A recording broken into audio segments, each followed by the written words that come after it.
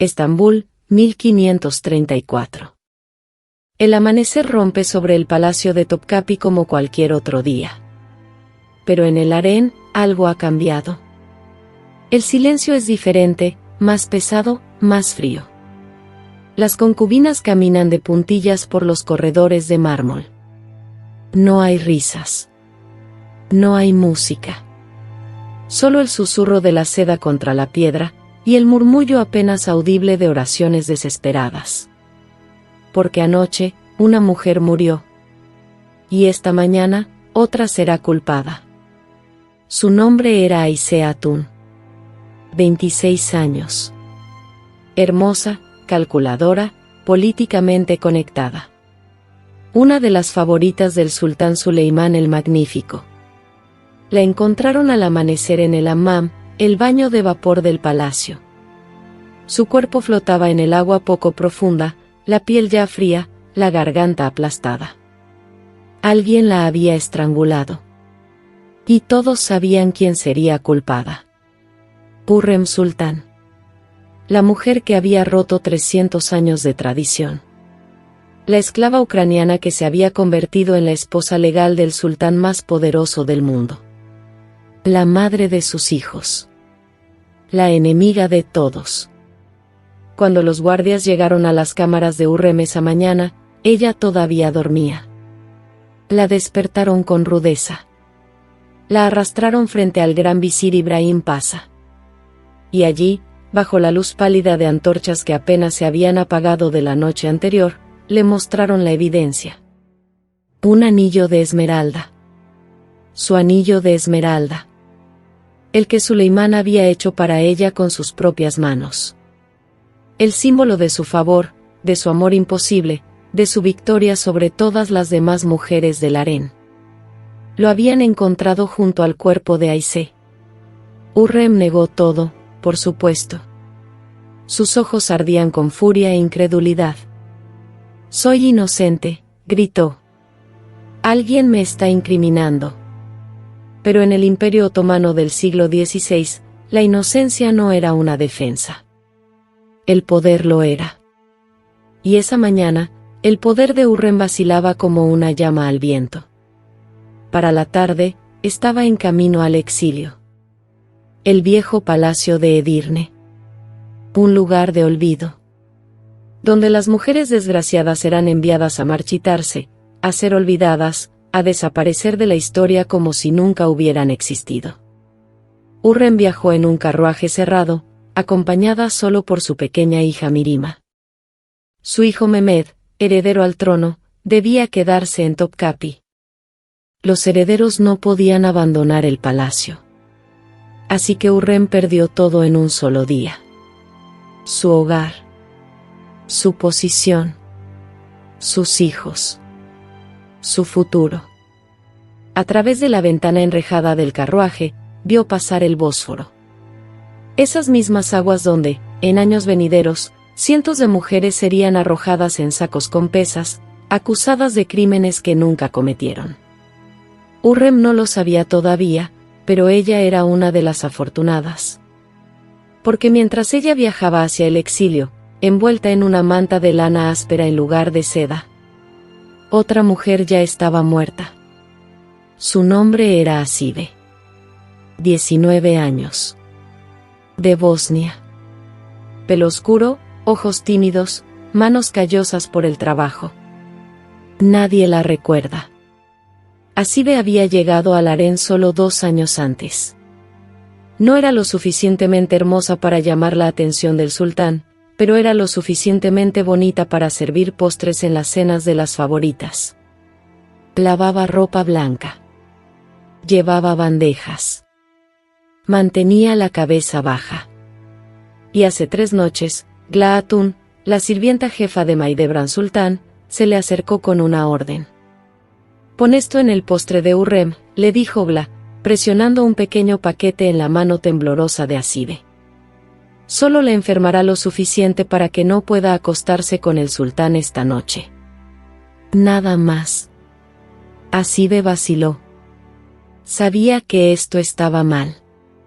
Pero Gla era poderosa, y Asibe no era nadie. Así que obedeció. El veneno llegó a la mesa de Hurrem esa noche. Hurrem gritó de dolor y colapsó. Los médicos la salvaron, apenas. Y cuando quedó claro que sobreviviría, Hasibe se convirtió en un problema. Porque Hasibe sabía demasiado. Sabía quién le había dado el veneno. Sabía que Mahidevran Sultán, madre del príncipe heredero Mustafa, había ordenado el intento de asesinato. Y en el Imperio Otomano, los testigos inconvenientes no testificaban. Simplemente, desaparecían. 2 noches después del envenenamiento, Gla entró en la pequeña habitación de Hasibe. La joven estaba sentada en su catre, llorando. Sabía lo que venía. Gla no dijo una palabra. Tomó una almohada. Presionó con fuerza contra el rostro de Hasibe. La niña luchó. Sus manos arañaron el aire. Sus pies golpearon la pared. Pero Gla era fuerte, y Hasibe era pequeña. Tardó casi 4 minutos. Cuando terminó, Gla preparó la escena cuidadosamente. Ató una cuerda alrededor del cuello de Hasibe. La colgó de una viga. Arregló el cuerpo para que pareciera un suicidio. Y funcionó. A la mañana siguiente, encontraron a Hasibe colgando en su habitación. Los guardias apenas investigaron. ¿Una sirvienta muerta? Sucedía todo el tiempo. Estrés. Homesickness. Desesperación. El cuerpo fue envuelto en lino barato y enterrado en una tumba sin marcar en algún lugar fuera de las murallas del palacio. Ni siquiera su familia lo supo. Nadie reclamó el cuerpo. Nadie preguntó por ella. Hasibe simplemente dejó de existir. Y 3 días después, cuando Aise Hatun fue encontrada muerta y Hurrem fue culpada, nadie mencionó a Hasibe en absoluto. Porque ese es el primer secreto del harén otomano. La justicia siempre exige un cuerpo.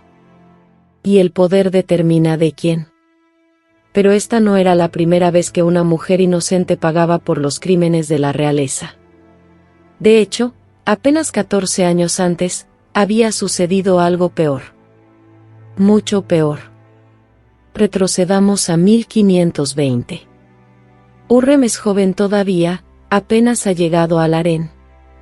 Su nombre original era Alexandra, una chica campesina ucraniana capturada por invasores tártaros y vendida como esclava. Pero ella era diferente. Inteligente. Encantadora. Atrevida. El sultán Suleimán se enamoró de ella casi de inmediato. Y eso destruyó a Mahidevran Sultán. Mahidevran había sido la favorita de Suleimán durante años.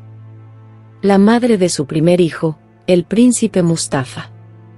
Ella esperaba ser la única, la amada, la eterna. Pero luego llegó esta chica pelirroja con ojos color gris azulado y una risa que hacía sonreír al sultán. Hurrem. La que trae alegría. Suleimán le cambió el nombre porque ella lo hacía feliz. Le dio joyas. Le dio su propia cámara en el ala de las favoritas. Le dio ese maldito anillo de esmeralda que Mahidevran pensó que era para ella. Y una noche, después de perder a su bebé nonato, después de días de llorar sola en sus aposentos, después de ver a Suleimán salir de la cámara privada de Hurrem por enésima vez, Mahidevran se quebró. Encontró a Hurrem en el pasillo. Sola. Vulnerable. Y atacó. Los golpes fueron salvajes. Puños cerrados contra carne. Hurrem gritó, pero Mahidevran no se detuvo. La golpeó hasta que la cara de Hurrem estuvo hinchada e irreconocible. Hasta que la sangre manchó el mármol blanco. Hasta que Hurrem dejó de moverse. Gla, la sirvienta de Mahidevran, finalmente la apartó antes de que alguien más pudiera verlas. Arrastraron a Mahidevran de vuelta a sus aposentos. Daye Hatun y Zumbula A, jefe de los eunucos, encontraron a Hurrem inconsciente en el suelo. Su rostro era una masa de moretones. Sus ojos estaban tan hinchados que no podía abrirlos. La llevaron rápidamente de regreso a su cámara antes de que nadie más pudiera notar. Cuando Hurrem recuperó la conciencia y vio su reflejo en el espejo, sollozó. Mi rostro, susurró. Ya no soy digna de él. Nunca me tocará de nuevo. Pero cuando Suleimán se enteró, cuando vio lo que Maidebran había hecho, su furia fue volcánica. Irrumpió en las cámaras de Maidebran esa noche. La condenó. Le gritó que nunca quería volver a ver su cara ni escuchar su voz. Debería ser exiliada, rugió. Debería ser ejecutada. Maidebran lloraba, suplicaba, se justificaba. Hurrem me provocó. Habló mal de la dinastía. Pero Suleimán no le creyó. Y por un momento, pareció que Maidebran enfrentaría a la justicia real. Por un momento. Luego intervino Ibrahim Pasha, el gran visir, el mejor amigo del sultán, el hombre más poderoso del imperio después de Suleimán. Ibrahim fue a la valide sultán, la madre de Suleimán. Juntos, hicieron un cálculo. Maidebran era la madre del príncipe Mustafa. Mustafa era el heredero favorito de muchos. Ejecutar o exiliar a su madre desestabilizaría la sucesión. Podría provocar una rebelión. ¿El precio de mantener el imperio estable? Dejar que Maidebran quedara impune. Así que Suleimán, a regañadientes, aceptó. Maidebran recibió una reprimenda severa de su suegra. Fue obligada a permanecer en sus aposentos durante semanas. Pero vivió. Permaneció en el palacio. Conservó su título.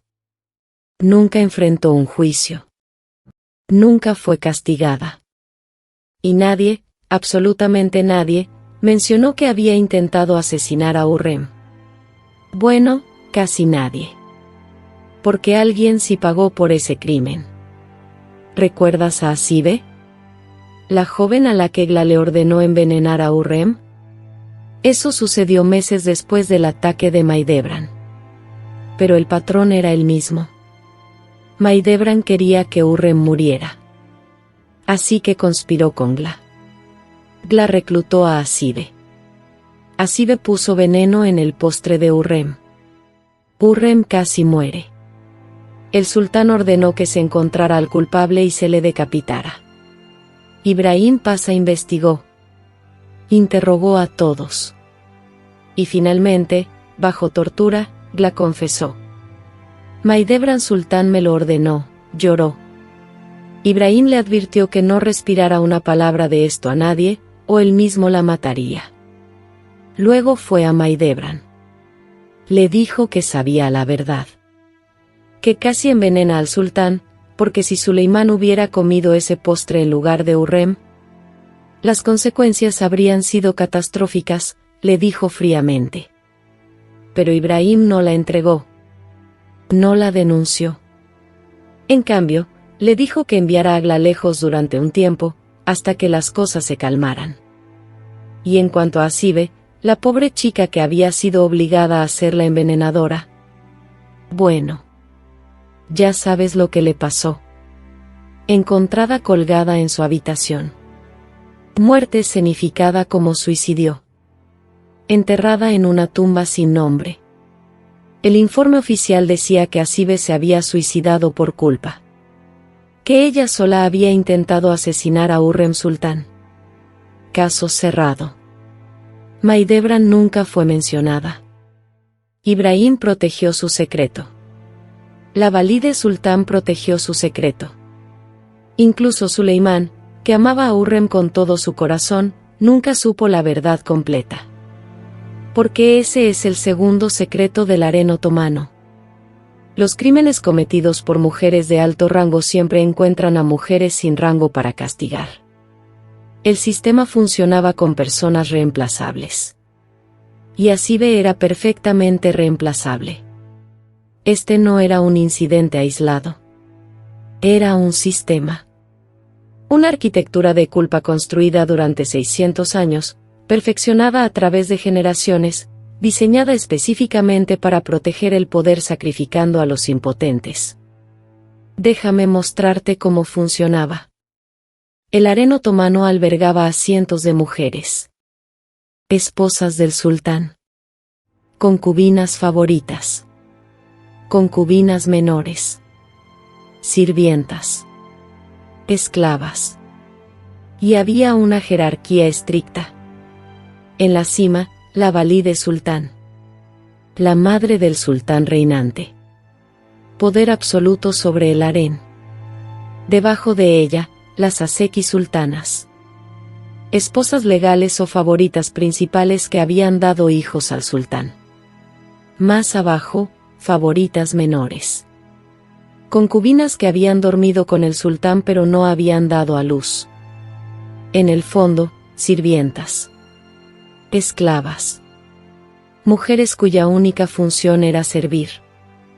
Cuando un crimen ocurría en el harén, asesinato, traición, intriga política, el castigo dependía completamente de dónde estuvieras en esa jerarquía. ¿Una valide sultana acusada de conspiración? Exilio, tal vez. Nunca ejecución. ¿Una aseki sultán que intenta asesinar a una rival? Reprimenda severa. Posible exilio temporal. Supervivencia casi garantizada. ¿Una concubina menor acusada del mismo crimen? Estrangulamiento con cordón de seda. ¿Una sirvienta? Ahogamiento. Entierro vivo. Desaparición sin juicio. La justicia en el Imperio Otomano no se trataba de inocencia o culpabilidad. Se trataba de valor de mercado. Y cuando algo salía terriblemente mal, cuando el escándalo amenazaba con exponer a los poderosos, encontrabas a la persona más cercana sin valor. Y la destruías. En 1648, esto alcanzó su conclusión lógica y horrible. El sultán Ibrahim, conocido en la historia como Ibrahim el Loco, se volvió paranoico. Sospechaba que una de sus concubinas había sido infiel con un extraño. No tenía evidencia. No tenía confesión.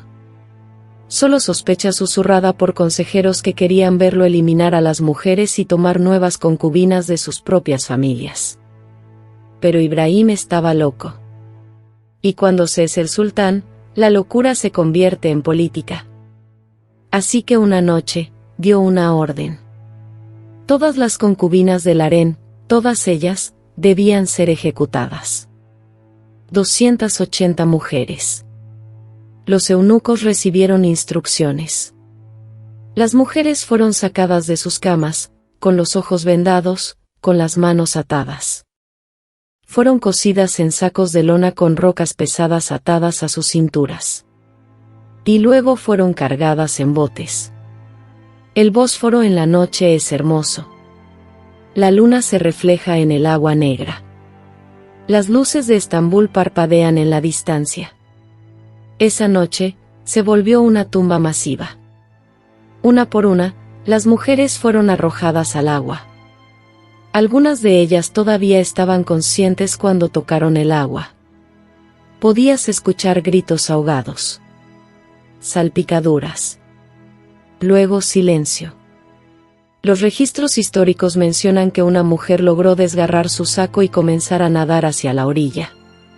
Los guardias la vieron. Le dispararon con flechas hasta que se hundió. El agua se tiñó de rojo bajo la luz de la luna. Tardó horas.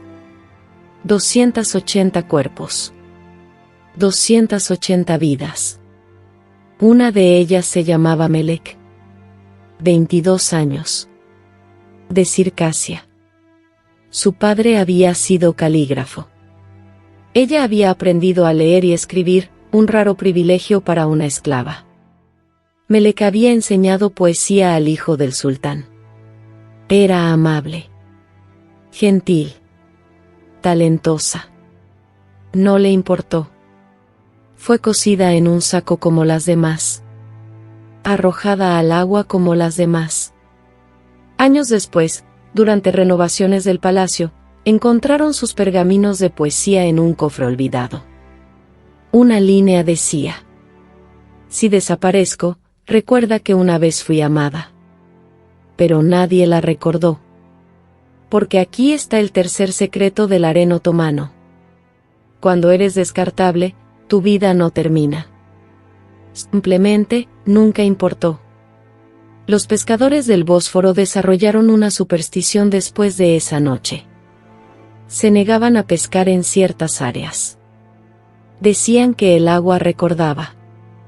Que los peces sabían a muerte. Incluso ahora, en el siglo XXI, los buzos ocasionalmente encuentran huesos en el lecho marino cerca del antiguo palacio. Huesos de mujer. Fragmentos de tela. Hebras de cordón de seda. No hay marcadores. No hay tumbas.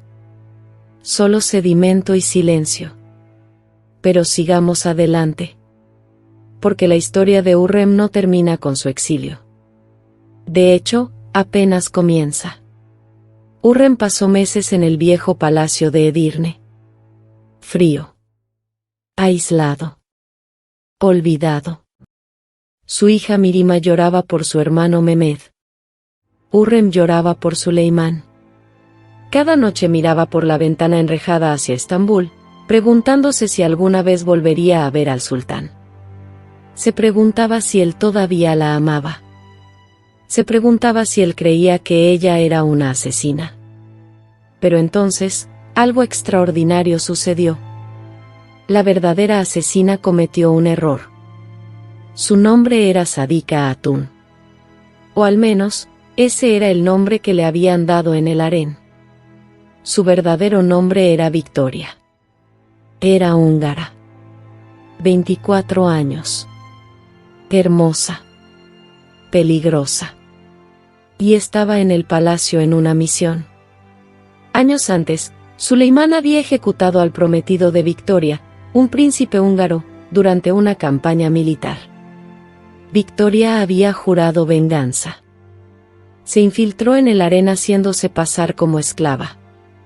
Aprendió turco. Se ganó la confianza de todos.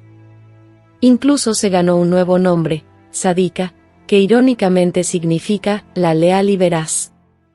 Mató a Aise Hatun porque la concubina la había reconocido.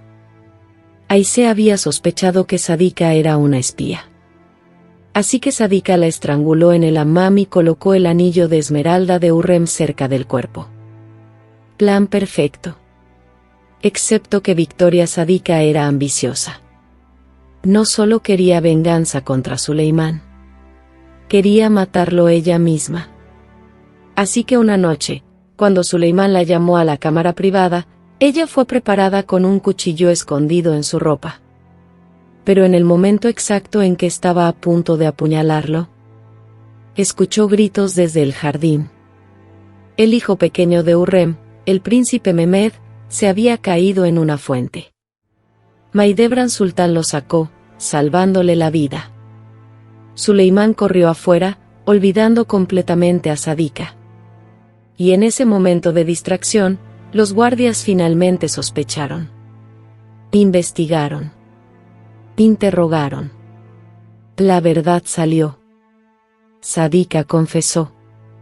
No solo el asesinato de Aise, sino también su plan para asesinar al sultán.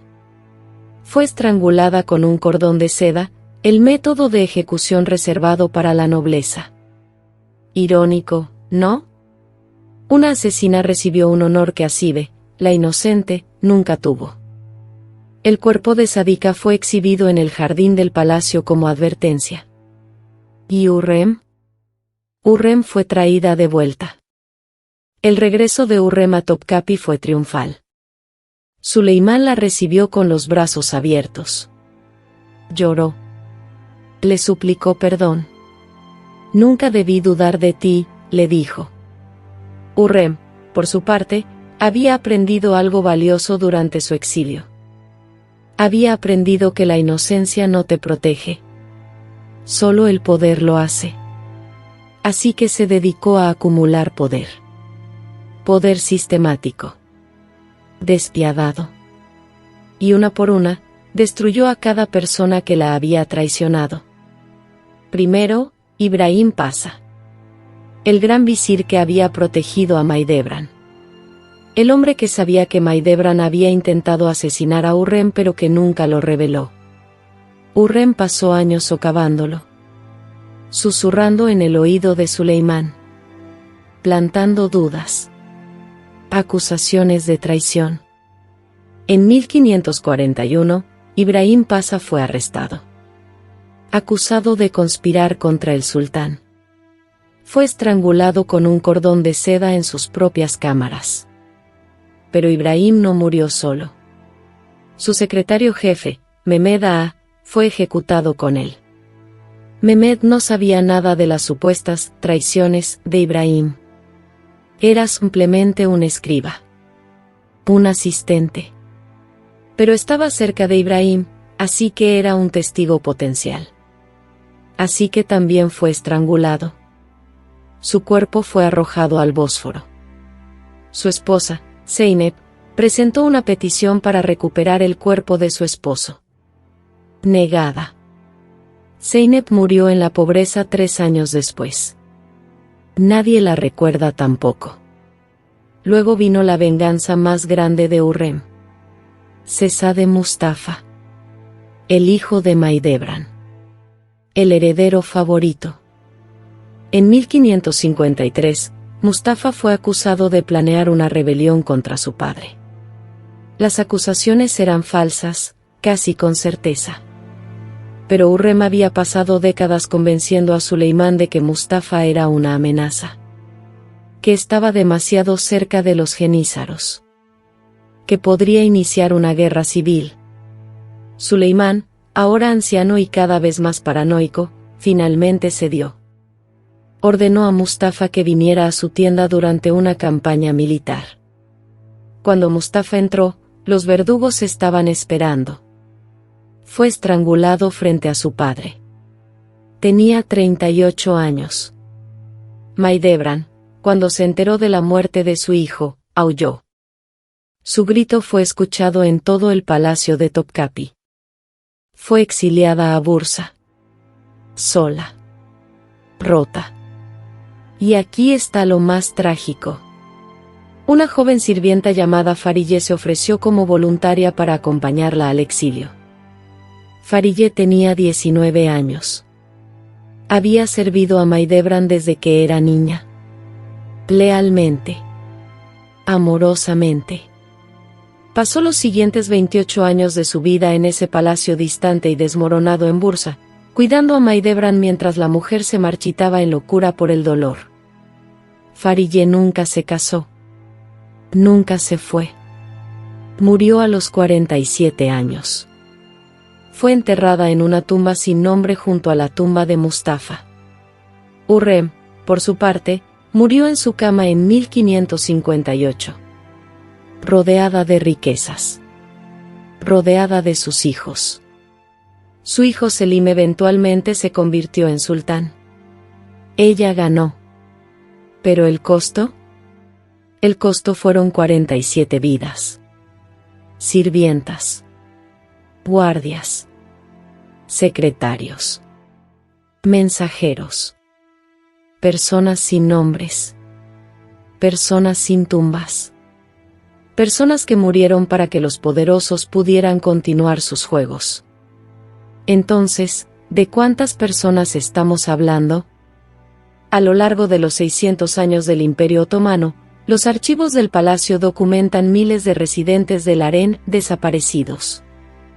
Los registros salariales muestran brechas repentinas. Sirvientas que desaparecieron sin pago por despido ni documentos de alta. Las excavaciones arqueológicas cerca del palacio de Topkapi han descubierto fosas comunes. Mayormente mujeres. De entre 15 y 30 años.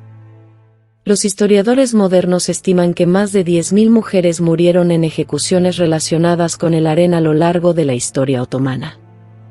La mayoría de las sirvientas ejecutadas nunca tuvieron juicio, abogado ni acusación registrada. Solo líneas en los libros de contabilidad, retirada del servicio. Cada una de ellas tenía una madre. Una aldea. Una infancia. Todas son polvo ahora, sin descendientes que las recuerden. Excepto por una. En 2019, los arqueólogos que excavaban cerca de las antiguas murallas de Topkapi descubrieron 40 esqueletos de mujeres. Edades entre 15 y 35 años. Todos mostraban signos de estrangulamiento o traumatismo de fuerza contundente. Se encontraron fibras de seda en varias vértebras, evidencia de ejecuciones con cordón. Un esqueleto llevaba una pulsera de cobre. Tenía una inscripción, Aileen. Solo un hombre sobreviviendo siglos. ¿Quién era Aileen? ¿Qué crimen? ¿Qué historia? ¿Qué sueños? Nadie lo sabe.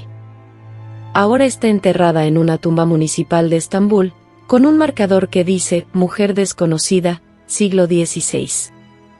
Los turistas caminan sobre su tumba todos los días, fotografiando los hermosos palacios construidos sobre huesos que no ven bajo sus pies. Pero ahora sabe su nombre. Aileen. Recuérdala. Tal vez te estés preguntando por qué importa esta historia. ¿Por qué importa que algunas sirvientas otomanas murieran hace 500 años? Historia antigua, ¿verdad? Tiempos bárbaros. Nada que ver con nosotros. Pero aquí está la verdad incómoda. El patrón nunca se detuvo. Solo cambió de vestuario. En 2008, cuando la crisis financiera colapsó la economía global, ¿quiénes perdieron sus empleos? Empleados de bajo nivel. Cajeros. Asistentes administrativos. ¿Quiénes mantuvieron sus bonificaciones? Ejecutivos. Los mismos que habían causado la crisis. Cuando los escándalos corporativos explotan, acoso sexual, fraude financiero, corrupción, ¿quién va a prisión? Rara vez los directores ejecutivos. Usualmente el asistente que no reportó correctamente. El contador que malinterpretó las regulaciones. El denunciante que expuso el crimen. El patrón es idéntico. Encuentra a la persona más cercana sin poder. Cúlpala. Destrúyela. Protege a los poderosos. Los acuerdos de confidencialidad modernos son sacos de lona. Las cláusulas de despido son tumbas sin nombre. Y las personas retiradas del servicio en LinkedIn son las Hasibe y Farille del siglo XXI. La próxima vez que veas un titular sobre un escándalo corporativo, la próxima vez que escuches sobre un chivo expiatorio siendo despedido, la próxima vez que alguien poderoso culpe a alguien sin poder, recuerda a Urrem. Recuerda a Maidebran. Pero sobre todo, recuerda a Hasibe. A Farille. A Memeda a las 280 mujeres en el Bósforo. A Aileen. A las 10.000 sin nombres. Porque el poder siempre ha funcionado de la misma manera. Y siempre lo hará.